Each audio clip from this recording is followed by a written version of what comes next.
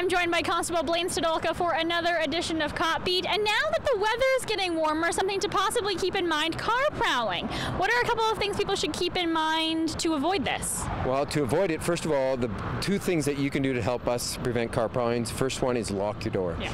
I've spoken to many people, even many bad guys, we like to call them, and the number one thing is they only go through the cars mostly that are open, that are unlocked, I should say. And then after that, if they do find something in the vehicle that's worth stealing, yes, they will break your window and get into your vehicle, like the MP3 player, the satellite radio, the GPS, whatever it may be, right? So they will break into your car for that. Even for that spare change that's sitting in your console, get rid of that. That should all be out of there.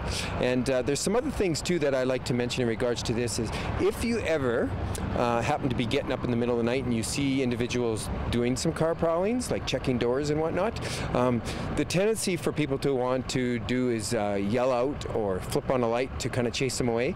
I'm not saying that's a good idea, I'm not necessarily saying that's a bad idea, but what you can do to help us to capture these individuals is call us first. That's the first thing you do. Don't turn on a light, don't yell out at them, just stay in the shadows, so to speak, and watch them through your window, make sure that they don't see you, and stay on the phone with the dispatcher, talk to us and let the dispatcher know that the direction of travel they are going, what they're wearing, and yeah, get a good description as possible as to what they are doing, because that way then we can come, if you haven't scared them off, that way we can come and actually capture these individuals, because we get numerous car prowlings almost daily reported to us, so we'd really like to capture these individuals, and there's probably a good handful of them out there that are doing these car prowlings. We'd like to capture them and kind of put an end to this car prowling issue.